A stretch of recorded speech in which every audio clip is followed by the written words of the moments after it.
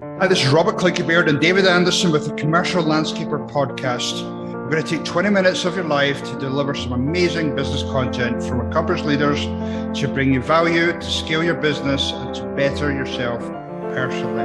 And really hopefully you enjoyed. Cheers, everyone. Hi, this is Robert Clickybeard with the Commercial Landscaper Podcast. I'm super excited to be joined again by John Munie. John is out of St. Louis and has a wonderful company called Focal Pointe. And just for the listeners, John, who have not heard you before, which was a big mistake, tell the audience a little bit about your background. Well, I started Focal Point in 1998. Like everybody, me, a pickup truck, a trailer, 48-inch walk behind mower, like you see the scene, it was just me. And then my best friend worked for me that summer and then hired another person that fall. And first year did $45,000 in revenue and brought home a healthy $10,000. And but the second year we really jumped forward and grew to $90,000. Nice. And I gave myself a 20% raise. I made $12,000 in 1999. So awesome. Put your head down, stay humble, do what you say you're going to do, hire good people, and and then you kind of have those leap forward, chunks of time, right? But now, going into this year, last year we hit 21 million. Nice. And I think, this year we're tracking that we'll end up around 24 million if it doesn't snow in November, December. If we get some snow, we might hit 25 million, but I just never defined success by that. All I ever wanted to do was be trusted, right? That whoever it is, our customers, our employees, our vendors, that when we do business with them, they say, man, that's just a good outfit. They do what they say they're going to do every time. And, obviously you got to make a nickel. 2005, I can remember some awful, there was just some awful stretches before I knew what I was doing. Right. 2005, we're out of money, and I could go into a whole story about that, and how people help you along the way, and how you make it work. 08, 09, we got dinged by the recession big time. We were really heavily weighted in commercial install, and by the time I understood what was going on, it was too late. It's just like, holy cow, where'd all the work go? So 09, we only had 2 years where we shrunk in size. 09 was one of them. We went from 2.5 million to 2 million. And then 2020, we shrunk, we did 17.5 or so, and 19, and we shrunk to 15.5, in part because we had a really light snow year, but also, the pandemic was kind of a wonky year. We saw some enhancements scale back and some things like that. But yeah, anyway, we kind of viewed that as a breath, and it turned out to be right. That we went from 15.5 up to 21. So we never really paid too close attention to that. Yeah, that's awesome. Congratulations. Appreciate it. So you touched on a point there, how you went through 2008, 2009 or so, and that was obviously a pretty challenging year for many companies. And we've all seen some of the challenges over the last couple of years between COVID, wage increases, supply chain, material increases, and obviously now hitting a recession.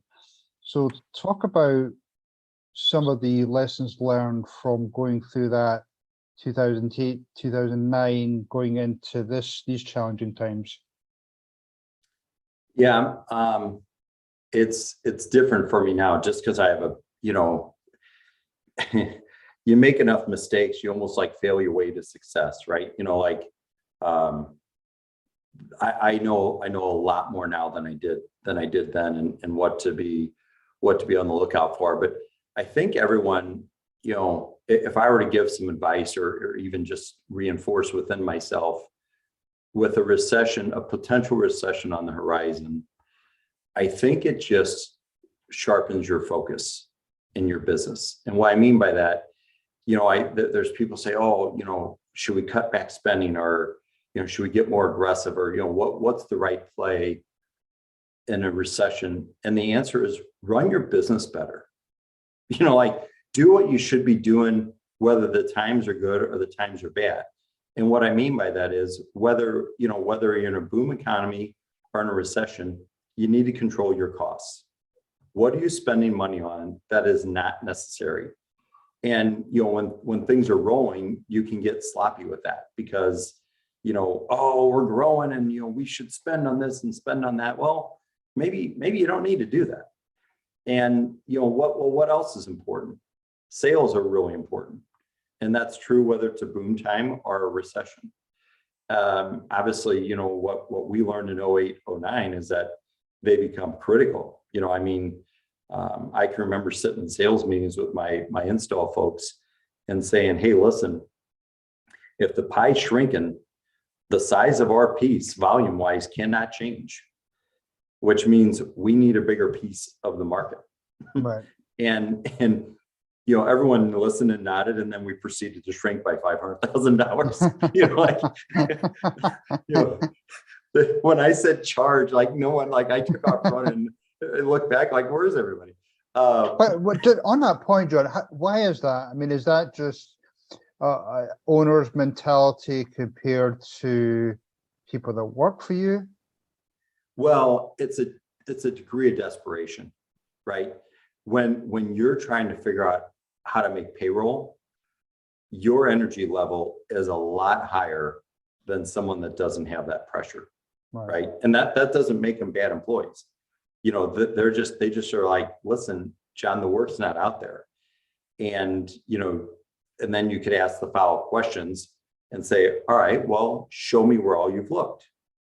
And what usually is being said is the traditional way that I'm comfortable getting work is not available to me right now.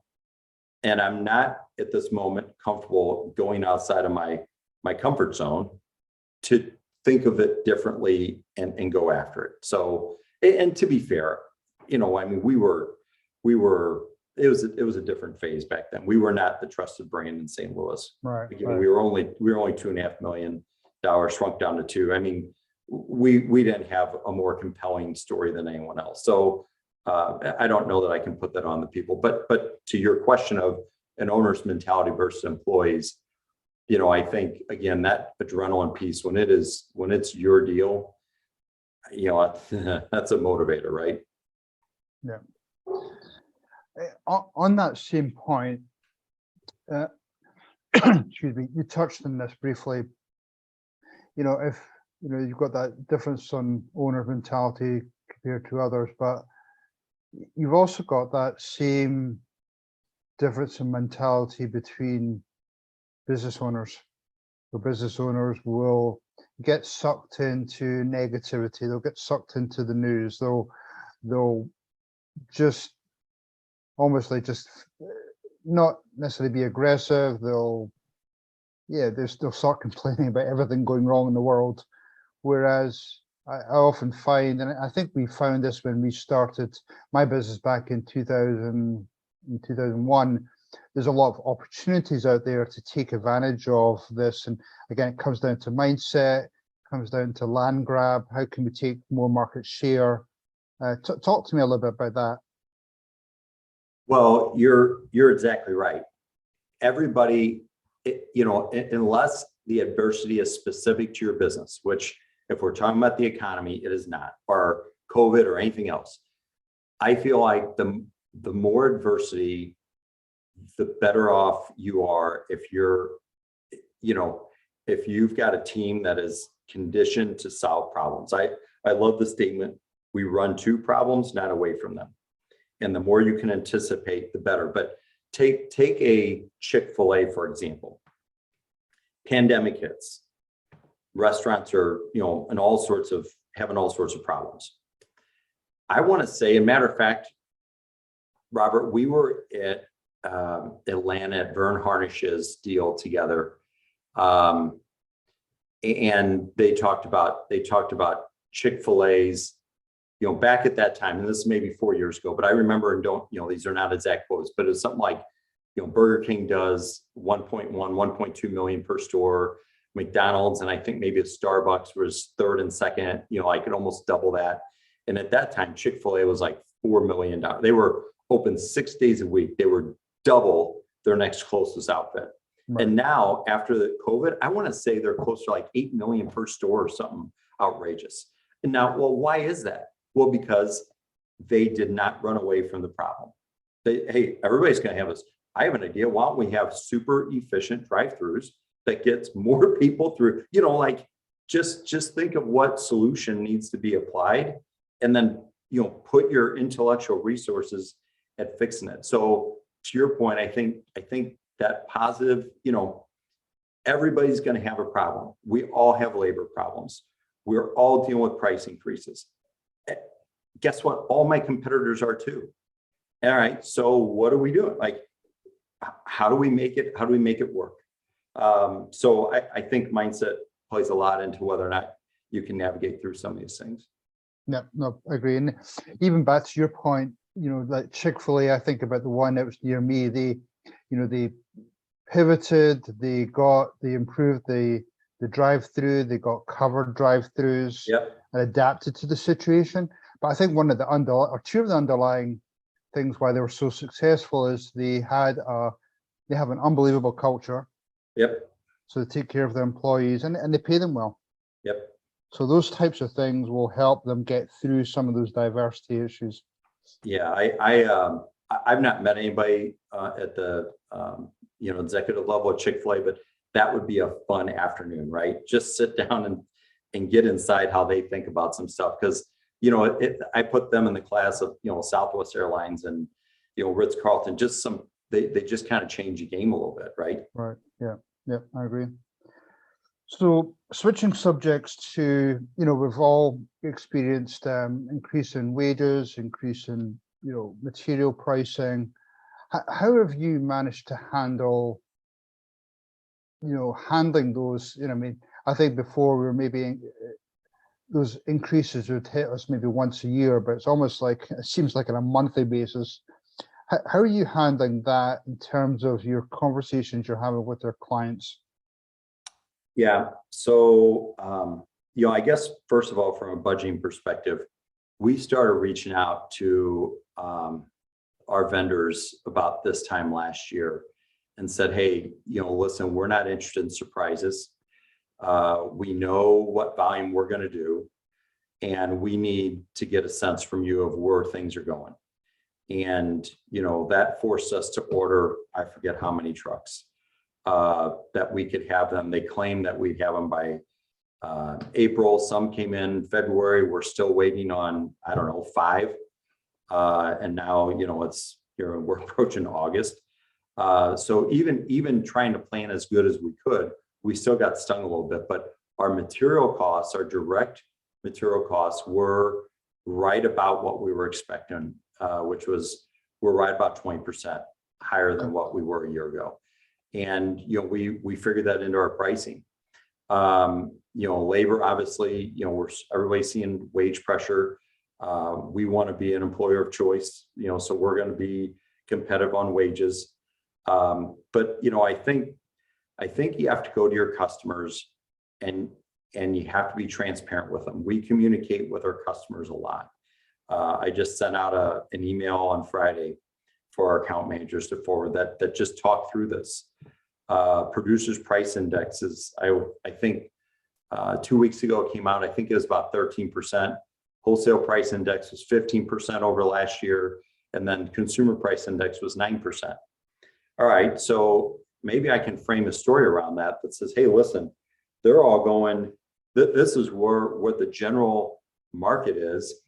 If we can keep our prices, 5-10%, somewhere in that range, I think we're doing our customers a really good job, and we're communicating that with them. And it's case by case, right? There might be some where it can be lower. It might be somewhere it needs to be higher if you had a new customer you bid wrong. But I think you have to be disciplined and have compelling reasons for your customers to want to pay it. Whenever one of our account managers come back to me and say, well, they made a change on price, it turns into a little longer conversation than what they wanted. because I don't think anyone makes a change solely on price. What the customer was really telling you is that you failed to provide the value I was expecting from you. So, you know, if you're going to ask Mercedes-Benz, what's your strategy going into a recession? You know, are you going to you know, raise your prices? You know, given the inflation we're experiencing, but you kind of see maybe a recession's coming. Are you going to raise your prices? Are you going to reduce the quality of your product? Well, a Mercedes-Benz customer, they're not buying it for the price. They're buying it for the quality of the product, right? So I think you have to be really clear on what your brand promises to the market. If your brand promises, hey, we're affordable and we're gonna make sure that you save money on your budget with us, then you better make sure that they're saving money. If your brand promise is that we are going to showcase your property and we're going to do it in a way that's effortless on your part, you better make sure that that's what you do. So I think your promise to the market dictates what your strategy is during times of inflation and also as you might be approaching a recession. No, I love that. I love that. That was nicely put. Nicely put. We only have a couple more minutes left, but one of the things we talked about is the importance of partnerships or alliances, and that could mean clients, it could mean, you know, other landscape companies, different regions. It could be, you know, with some of your suppliers. Talk to me about the importance of partnerships and alliances, especially during times of, you know, various challenges. Well, if your customers want to see you succeed, that's your number one. You know, if they recognize that you have a team that cares about them and their success, they're going to do everything they can to make sure that you're whole. Assuming that you operate with that same compassion to help them win. You know, that's why I say, you know, we communicate with our customers all the time and we're open and transparent because, you know, we truly view them as a partner. So I think that's, you know, alliance number one. You know, I can remember back in those more difficult days from 05 to 09, you know, we were stretching people out on payment terms. And one of, I forget who it was, but one of the vendors called, and it's the most brilliant AR call. I still talk to our people about this today and how to use it. He said, John, listen, I get it. You're not the only one that's struggling. He said, I don't care what we agree to on your payments, but let's just agree to follow. And I'm like, love that. I can do that. And so, you know, we agreed to stretch out what I owed him. And I paid it off over, you know, I forget, maybe 3 months or something like that. And I just thought, what a partnership way to approach me, instead of saying, oh, you're a horseshit businessman, you know, how come you're not paying your bills? You know, for them to say, hey, you know, I get it, but let's you and I come up with something that we can both agree to. I want to help you through this. And it was great. So I think you want to get those vendor partnerships and alliances set. And then, you know, you and I both been involved in peer groups. You know, you guys facilitate them, and you know what a tremendous resource those are to be able to bounce ideas and, hey, what do you find's working for you? And yeah, well, you know, I had luck with this, or man, don't do this, you know, stuff like that. That's tremendous. And what's great is, you know, you have your formal face-to-face meetings, but you guys can also, you know, we can put a call together and just pick up the phone and say, hey, what do you guys think about this? How do you do in this? I know through COVID, I mean, we had texts going back and forth almost on a daily basis. Like, you know, and two of our companies were out in California, and they're like, man, they might shut the whole state down. like this could get serious. You know, so anyway, I can't speak to that. I can't speak to that enough. I think, you know, the more training wheels you have around the bike, as you're trying to do your thing, the better it is. Yeah. No, and interesting you say that, though, because, when I talk to a lot of companies who are interested in either peer groups or coaching, probably 80% of the time, it's the excuses, oh, I'm too busy. And I almost feel as though probably this is the most important time to reach out and create those partnership or alliances, because, as you know, owning a business can often feel like being on an island. You're isolated. You feel as though you know everything, but in actual fact, just nice being able to brainstorm with others.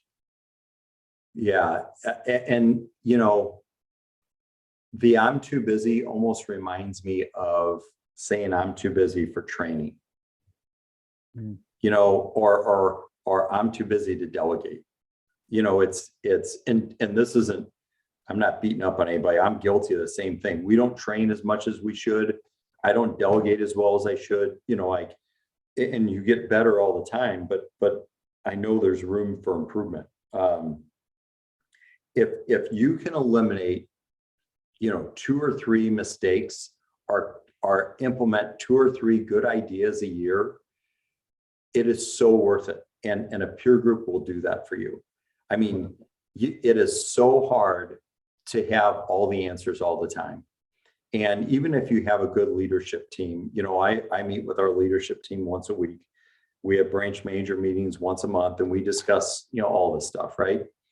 And my answers once I started meeting with my managers years ago, my answers got so much better. And, take that and then apply it to what other business owners are thinking and what they're dealing with. I know when I first joined the peer group with Bruce, I didn't have a ton of money laying around either.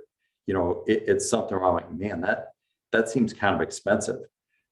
But the cost to it relative to the impact it had on the business and my P&L statement, I mean, it's not even close. I mean, if you can throw $10 at something and it'll give you $30 back, or I mean, like, it's anyone thinking about should find the time to do it and should make that investment, because those other business owners are pretty bright guys too.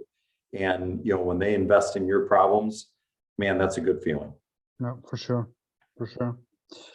John, finishing up here, any last parting words for our audience? I don't know. Well, you want to get me in the hemisphere? How much time do we have? I mean, we're finishing up here, but I know I want to get you back on with Bruce for a follow-up call here. But just any other, and there's a lot of business owners who are on, listeners who are still in that $500,000, $1 million range. So they obviously look up to you as that thought leader to them, and you share some great stuff so far. So just if I'm thinking of that range, keep up the good fight. It can be difficult. I have 4 kids, and I started in 1998, and we had our first of 4 in 2002. And, I don't remember those first, 8 years very well. Right. So it's a big sacrifice. And don't be afraid to ask for help. That's a big deal. Know what your brand is, what your promise to the market is.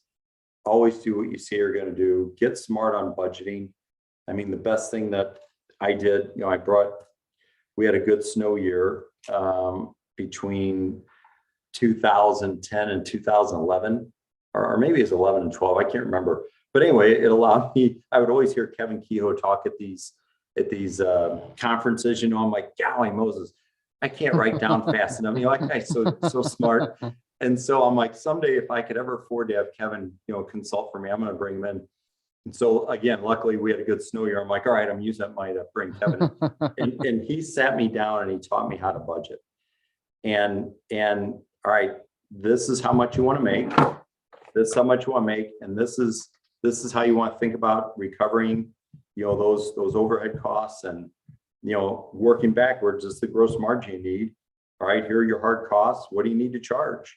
All right, here are your numbers. Go sell that. And it's one of those deals where, I even went to college for business, right? But they don't teach you how to run the business. They just teach you about business. And Kevin taught me how to run a business. Yeah. And,